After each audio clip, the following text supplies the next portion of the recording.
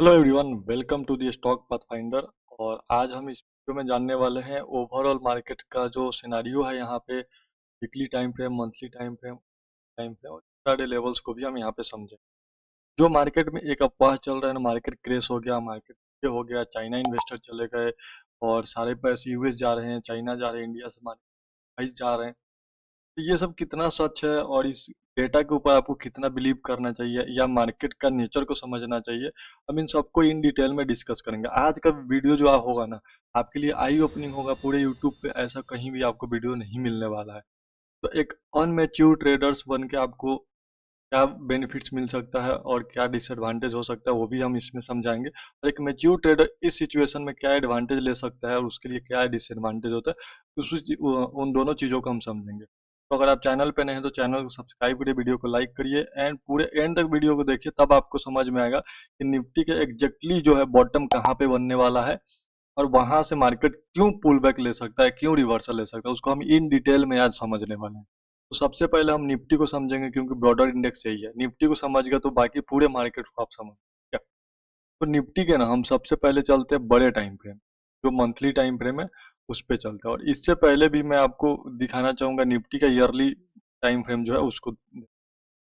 आप देखो, इंडिया का स्टॉक मार्केट ऐसा है ना कि जो पिछले आप देखोगे यहाँ से, अ, अगर आप सिर्फ अगर ये एक ईयर को इग्नोर कर दें तो यहाँ पे अगर आप देखोगे कि 2013 से लेके ना Indian stock market year on year जो है ना, एवरी ईयर वो पॉजिटिव रिटर्न दिया हुआ है। एवरी ईयर इसने पॉजिटिव रिटर्न दिया, ठीक है। लास्ट ईयर भी इसने पॉजिटिव रिटर्न दिया है और ये 2025 में ये अभी निगेटिव है। तो अभी हमारे पास कितने 7 मंथ 8 मंथ पेंडिंग है, इस सॉरी ये फेब्रुवरी है और 10 मंथ हमारे पास है। 10 मंथ अभी बहुत बड़ा टाइम होता है, ठीक है। तो मार्केट क्या है कि वो नया हाई लगा सकता है, इसके ऊपर क्लोजिंग दे सकता है, इसमें कोई दिक्कत नहीं है, ठीक है। लेकिन ये जो करेक्शन है ना, एक कैसा करेक्शन है नहीं है उसको समझेंगे। तो सबसे पहले हमने क्या देखा कि अपना इंडियन स्टॉक मार्केट है ना, वो ईयर ऑन ईयर जो है रिटर्न अच्छा देते आ रहा है। तो इस वक्त जो है ये रिट्रेसमेंट ले रहा है, नीचे आ रहा है तो लोग पैनिक में है। तो इसको भी हम समझेंगे कि कितना गिर सकता है, क्या हो सकता है, ठीक है। इसके बाद हम चलेंगे मंथली टाइम फ्रेम, ठीक है। अभी मंथली टाइम फ्रेम पे मैं आपको ना पूरे हिस्ट्री को दिखाता हूँ। स्टॉक मार्केट की हिस्ट्री में सिर्फ क्राइसिस का अगर सिनारियो छोड़ दो ना, यहाँ पे देखो जब क्राइसिस आया था तो अपना 49% जो है निफ्टी यहाँ पे फॉल हुआ था, ठीक है। उसके बाद अगर आप देखोगे तो निफ्टी 36% फॉल हुआ था। उसके बाद आप देखोगे 2008 का जो क्राइसिस था उसमें निफ्टी 60% फॉल हुआ था। उसके बाद अगर आप रिकवरी देखोगे, देखो जब मार्केट फॉल करता है ना तो ऐसा नहीं कि पैसा चला गया, उसके बाद का रिकवरी देखोगे तो 200 300 300% का होता है। तो जो लोग एसआईपी करते हैं ना उनके लिए बेस्ट टाइम होता है कि जितना मार्केट फॉल होता है पीक से, आपको खुश होना है कि आपको एसआईपी के थ्रू पैसा इन्वेस्ट करना है, आपको एसआईपी के थ्रू पैसा इन्वेस्ट करना है।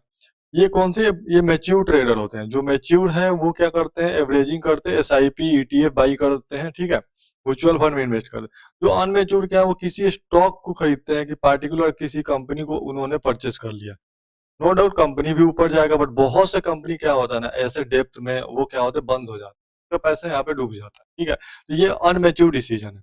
तो आपको निफ्टी के अंदर मैं हमेशा बोलता हूँ कि आपको निफ्टी के अंदर जो है ट्रेड अपना इन्वेस्टमेंट प्लान करना चाहिए। निफ्टी के बाहर आप जाओगे तो रिस्क बढ़ जाएगा, ठीक है। तो यहाँ पे हमने समझा कि मार्केट फॉल तो करता है, लेकिन अगर रिकवरी देखोगे यहाँ से अगर फॉल करता है फिर 45% और आपका एवरेजिंग मान लो यहाँ पे आता है एसआईपी के थ्रू, तो कितना बड़ा बड़ा रिटर्न आपको मिलता है, ठीक है। अब हमने क्या समझा कि मार्केट यहाँ पे कितना परसेंट जो है फॉल कर रहा है। यहाँ पे देखो 27% फॉल हुआ। इस हाई से अगर हम देखेंगे ऑल टाइम हाई से 22% हुआ। अभी जस्ट आप देखते जाओ मार्केट कितना मैक्स फॉल करते हैं। यहाँ पे 38% फॉल हुआ। उसके बाद अगर हम देखेंगे ये छोटा छोटा स्विंग है, 13% का है। यहाँ पे देखोगे तो 10% का है। और अभी जो मार्केट अपना फॉल किया हाई से, वो कितना कर चुका है, यहाँ पे 16% फॉल कर चुका है, ठीक है। तो मार्केट में जो हेल्दी करेक्शन होता है ना, हेल्दी करेक्शन मतलब छोटे छोटे जो रिट्रेसमेंट होते हैं वो कितने होते हैं, 14%, 20%, 15%, ये होते हैं हेल्दी करेक्शन, ठीक है। यहाँ देखो 22%, इसका हेल्दी करेक्शन, इसको कोई दिक्कत नहीं है। यहाँ देखो 25%, इसको बेस्ट करेक्शन है। हमें पैनिक कब होना है ना, जब ये हो 50% या मोर देन 30%। तो अभी मार्केट जिस लेवल पे ट्रेड हो रहा है ना, आप देखोगे तो मार्केट किस लेवल से ऊपर की तरफ गया हुआ था। मार्केट यहाँ से अगर आप देखोगे जो मार्केट का ये पॉइंट पे जो ब्रेकआउट हुआ है ना 20,262 से, यहाँ पे एक गैप पेंडिंग है। इस गैप में अगर देखोगे 1.5% का गैप है। यहाँ से मार्केट रुका ही नहीं, यहाँ से मार्केट सीधे जो है ना 30% का मोमेंटम कर दिया विद इन ईयर में। तो 1 ईयर में निफ्टी 30% मूव नहीं करता है।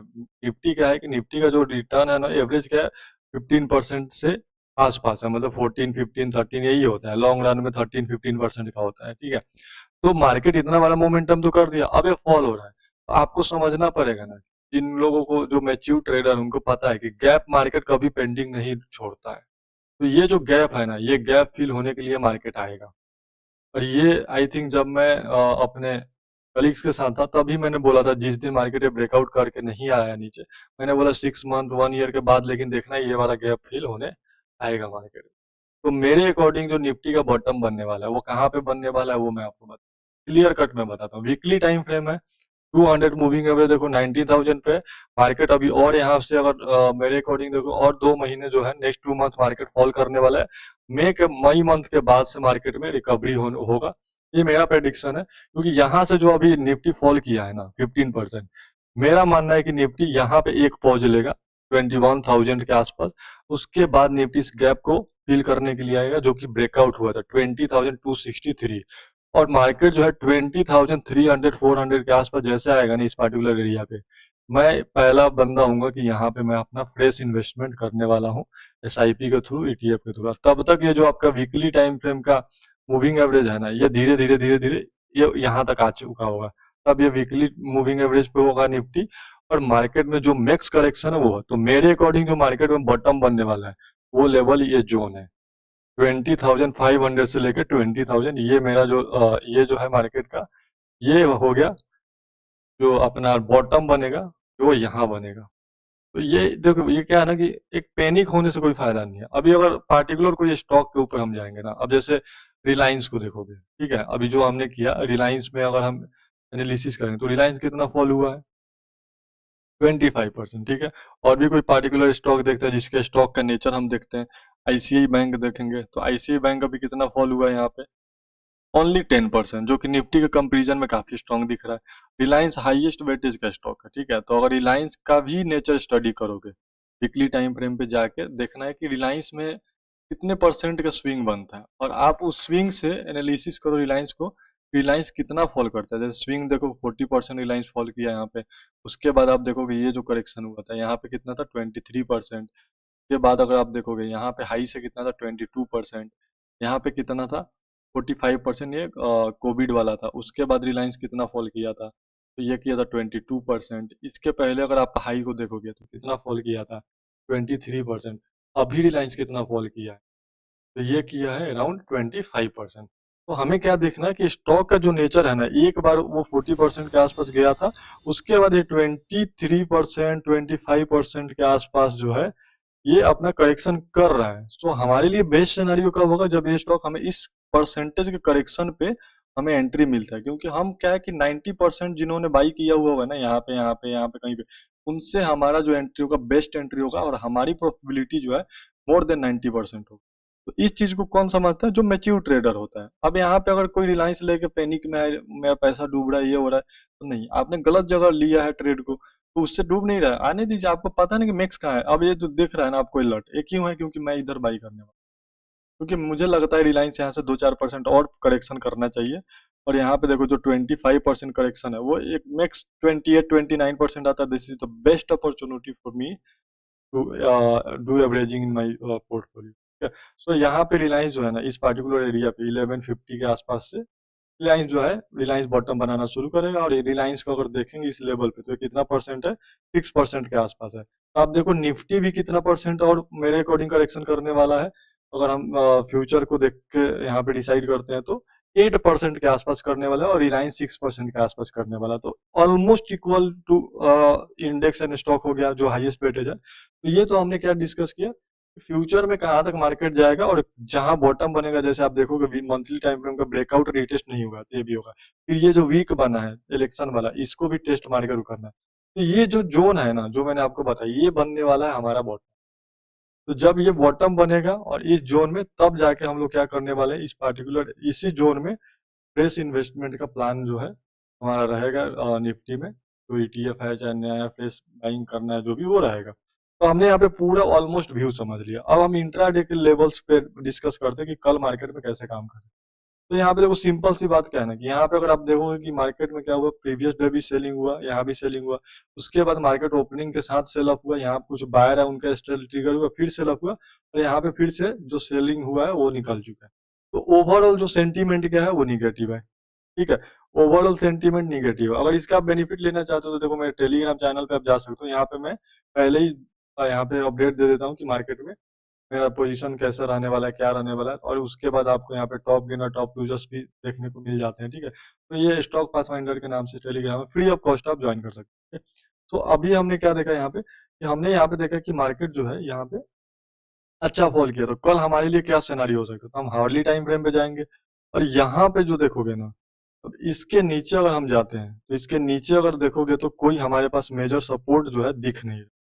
ऐसे में क्या कर सकते हैं, मार्केट वोलाटाइल होगा, यहाँ पे बाइंग भी देखने को मिल सकता है और सेलिंग भी देखने को मिल सकता है। तो हमें यहाँ पे क्या करना है, थोड़ा सा इंपॉर्टेंट एरिया को फाइंड आउट करना है। जैसे नीचे का मेजर सपोर्ट जो मुझे दिख रहा है यहाँ पे मार्केट, वो ये दो दिख रहा है। ठीक है, तो ये दो हमारे लिए हो गए सपोर्ट हो गया नीचे के लिए। ठीक है, हमारे लिए मार्केट में ये दो सपोर्ट की तरह काम करने वाले हैं। तो हमारा यहाँ पे प्लान ऑफ एक्शन क्या होगा कि देखो मार्केट में हमें क्या करना है कि अगर मार्केट यहाँ पे छोटा मोटा गैप अप खुल जाता है, तो एक रेजिस्टेंस बनने वाला ये। ठीक है, अगर मार्केट यहाँ पे मान लो फ्लेट यहाँ पे छोटा मोटा गैप अप खुल जाए, या फ्लेट खुला या गैप अप खुला, इस दोनों केस में हम सेल का सेटअप आइडेंटिफाई करेंगे। अगर मार्केट गैप डाउन खुल जाता है अच्छा खासा इस लेवल के आसपास, तो हम यहाँ पे रिवर्सल का ट्रेड प्लान करेंगे इस एरिया के लिए। हमारा व्यू क्या है, यहाँ पे निगेटिव है। अगर मार्केट किस किस कंडीशन में निगेटिव है, मार्केट फ्लेट खुले या गैप अप थोड़ा सा खुल जाए, तो हमारा व्यू जो है निगेटिव है मार्केट में, वो निगेटिव ही हम यहाँ पे प्लान करेंगे सेल्स का सेटअप आइडेंटिफाई करने वाला। तो ये मेजर रेजिस्टेंस वगैरह हमारे लिए होगा, ये सपोर्ट का काम हमारे लिए करने वाला है। अभी हम देख लेते हैं बैंक निफ्टी। तो बैंक निफ्टी को अगर हम देखते हैं ना, तो बैंक निफ्टी में थोड़ा मिक्स व्यू है। अगर आप देखोगे क्या हुआ है, बैंक निफ्टी में यहाँ पे सेलर एक्टिवेट हुआ, अच्छा खासा सेलिंग की, फिर बायर है, फिर थोड़ा सा सेलर एक्टिव। तो यहाँ पे ओवरऑल देखोगे जहाँ पे मार्केट ओपन हुआ वहीं पे क्लोज है। तो बैंक निफ्टी क्या थोड़ा सा स्ट्रॉन्ग मेरे को दिख रहा है कंपेयर टू निफ्टी। तो यहाँ पे अगर हम देखेंगे ना, तो इस पॉइंट के नीचे ना अगर आप देखोगे, स्टॉप लॉस अगर देखोगे ना लोगों का कहाँ पे रहेगा, तो इस एरिया के आसपास है। तो हमारा बैंक निफ्टी में क्या क्या व्यू होने वाला है उसको मैं हम यहाँ पे समझेंगे। देखो अगर मार्केट यहाँ पे, पहले हम रेजिस्टेंस को यहाँ पे मार्क कर लेते हैं और क्लोजिंग प्राइस। तो बैंक निफ्टी में हमारा सिंपल व्यू है कि अगर बैंक निफ्टी थोड़ा बहुत यहाँ पे गैप अप खुल जाता है, तो हम क्या करने वाले हैं, यहाँ पे सेल का सेटअप आइडेंटिफाई करने वाले और ये सपोर्ट रहने वाला। और काफी बड़ा गैप डाउन खुलता है तो हम थोड़ा सा वेट करेंगे और मार्केट का प्राइस एक्शन के अकॉर्डिंग प्लान करेंगे। यहाँ पे क्या है, निफ्टी भी निगेटिव है, बैंक निफ्टी भी निगेटिव है, बट बैंक निफ्टी थोड़ा स्ट्रांग है। निगेटिव ज्यादा वीक कौन है, निफ्टी। तो निफ्टी में हम सेल साइड का सेटअप अगर मिलता है तो ट्रेड हम निफ्टी पे प्लान कर सकते हैं। बैंक निफ्टी क्या है, थोड़ा मिक्स सेंटीमेंट है, तो बैंक निफ्टी अगर मान लो यहाँ कहीं पे ओपन होता है तो हम सेल का सेटअप आइडेंटिफाई नहीं करेंगे। मार्केट अगर यहाँ कहीं पे मिल जाता है, यहाँ कहीं पे मिल जाता है, देन यहाँ से करेक्शन आएगा और उसका हम बेनिफिट ले सकते हैं। सेंसेक्स देखेंगे तो सेंसेक्स सिमिलर टू निफ्टी होता है ऑलवेज। तो यहाँ पे सेंसेक्स में भी अगर आप देखोगे, सेंसेक्स काफी ज्यादा यहाँ पे ना सेलिंग के लिए आया हुआ है। तो यहाँ पे अपना सिंपल सा व्यू क्या है कि हम पहले रेजिस्टेंस को यहाँ पे आइडेंटिफाई कर लेते हैं, मेजर रेजिस्टेंस कहाँ कहाँ पे है, और उसके बाद हम यहाँ पे व्यू बनाते हैं। और एक ये क्लोजिंग प्राइस है। सेंसेक्स में सिंपल सा व्यू क्या रखने वाले हैं कि सेंसेक्स अगर यहाँ पे फ्लैट टू साइडवेज होता है या थोड़ा बहुत गैप अप मिल जाता है, तो इस केस में भी हम अपना सेल साइड का सेटअप को आइडेंटिफाई करने वाले हैं। नीचे के लिए अगर हम टारगेट को आइडेंटिफाई करेंगे, तो नीचे का टारगेट जो है डाउन साइड के लिए वो कहाँ पे है उसको थोड़ा सा देख लेते हैं। यहाँ पे ओके, सो यहाँ पे अगर हम देखेंगे तो मेजर जो सपोर्ट इसके बाद दिख रहा है मुझे, वो दिख रहा है चार्ट के ऊपर इस पॉइंट पे। तो ये हमारा हो गया मेजर सपोर्ट। ठीक है, तो सेंसेक्स में हमारा यहाँ पे क्या हो गया कि हमारा व्यू हो गया निगेटिव। और अगर कंटिन्यू फॉल होता है मार्केट, अगर यहाँ कहीं पे ओपन हो जाता है, तो हम यहाँ पे रिवर्सल का सेटअप आइडेंटिफाई करने वाले हैं। तो ये अपना सेंसेक्स का यहाँ पे व्यू रहा। और ओवरऑल जो आपको मार्केट का कंडीशन मैंने बताया। हाँ, बहुत से लोगों ने ना चाइना के ऊपर बहुत कमेंट्री किया, मैंने देखा चाइना पैसा जा रहा है, चाइना में ये हो रहा है, इन्वेस्टर चाइना जा रहा है। मैं आपको चाइना की रियलिटी दिखाता हूँ। चाइना पिछले 10 ईयर से जीरो रिटर्न दी। जिनको लगता है कि चाइना में मार्केट में लोग पैसा लगा रहे हैं। मैं आपको बताता हूँ चाइना में, अभी चाइना बहुत दूर है भाई, इकोनॉमी अच्छी है, सब कुछ अच्छा होने के बाद भी मैं बोलता हूँ कि इंडियन स्टॉक मार्केट अभी चाइना के कंपैरिजन में काफी बेहतर है और काफी बढ़िया है और काफी ज्यादा स्ट्रांग है। और आप देखोगे जैसे चाइना के न्यूज आने लग गया ना, चाइना यहाँ से फॉल शुरू हो गया। लेकिन ये छोड़ता हम सबसे पहले इसका 12 मंथ का चार्ट लगाते हैं। अब आप देखोगे ना यहाँ पे चाइना में ये दिख रहा है 2007 के बाद चाइना ना आज तक इसने रिटर्न दिया ही नहीं इस इन्वेस्टर को। इस पॉइंट 2007 से लेके देखो 2025 हो गया, मीन्स कितना हो गया 15 से 22 ईयर्स में चाइना ने आपको कितना रिटर्न दिया है? जीरो। जिन्होंने यहाँ पे एसआईपी किया, जिन लोगों का यहाँ पे चल रहा था, उनका कोई ग्रोथ ही नहीं हुआ। चाइना का ग्रोथ खत्म हो चुका था 27 के बाद। लेकिन लोगों को लगा है कि इंडिया में ग्रोथ नहीं। हाँ, चाइना अभी डिस्काउंटेड मिल रहा है, नो डाउट, बट मैं आपको बताता हूँ कि चाइना का जो डिस्काउंट था वो खत्म हो चुका है। क्यों खत्म? कि अगर प्राइस एक्शन देखोगे ना ईयरली, तो देखो मार्केट कैसे चलता है। मार्केट अगर प्राइस एक्शन को समझोगे, ये क्या हुआ, ऊपर गया, ये बनाया, ब्रेकडाउन हुआ, पुल बैक ले रहा है, फिर से अपना सेल साइड का सेटअप कंटिन्यू कर सकता है। क्यों? क्योंकि यहाँ पे देखो ये अपना एक रेजिस्टेंस है ईयरली टाइम फ्रेम पे, और यहीं से रिजेक्शन लेना शुरू कर चुका है। तो चाइना में यहाँ पे वापस चाइना का मार्केट फॉल करने वाला है। यहाँ पे होता है ना कि फोमो क्रिएट करो, फोमो क्रिएट करो वाला। मैक्सिमम टू मैक्सिमम चाइना यहाँ से अगर मेरे अकॉर्डिंग देखोगे ना, तो और 6% ऊपर जा सकता है, उसके बाद चाइना में फॉल आना क्लियर है। ठीक है, तो यहाँ पे देखोगे तो चाइना में मेरे अकॉर्डिंग जो है वो फॉल आने के लिए रेडी हो चुका है चाइना। तो लोगों का जो वो होता है ना कि इमेच्योर तरीके से जब बात करते हैं, थोड़ा सा सही नहीं लगता सुनने में। क्योंकि देखो क्या है ना कि हाँ, एक चीज डेफिनेटली मैं ये मानता हूँ कि बहुत से स्टॉक्स में काफी ज्यादा करेक्शन आया हुआ है। भाई जब करेक्शन आया हुआ है ना, तो मुझे एक बात बताओ, जब आप इसमें पैसा लगाए हो ना, इस स्टॉक में, जब स्टॉक यहाँ पे आपने पैसा लगाया और स्टॉक ने 90% 100% का मोमेंटम किया, तब तो आप नहीं रो रहे थे, तब तो आप चिल्ला के नहीं बोल रहे थे कि मेरा पैसा डबल हो गया, डबल हो गया, नहीं बोल रहे थे। हैं? तो अभी क्यों रो रहे हो? अभी तो नहीं रोना चाहिए ना आपको कि यहाँ पे मेरा पैसा डूब रहा है, मेरा पैसा। भाई यहाँ पे मेरा पैसा डूब नहीं रहा है, ये मार्केट का नेचर है। मार्केट का नेचर है कि वो ऊपर जाएगा तो नीचे आएगा, फिर वो ऊपर जाएगा। ऐसा नहीं हुआ कि आपने लगाया और जा रहा है, जा रहा है, जा रहा है, एफडी के जैसा हर साल 10%, हर साल 10%। तो उससे बेटर ही मार्केट में मत आओ, एफडी करो।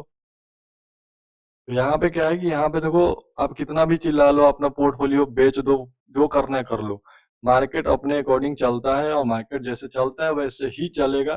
कोई पार्टिकुलर कंपनी में पैसा लगाओगे, वो 50% का 100% गिर सकता है, जीरो हो सकता है।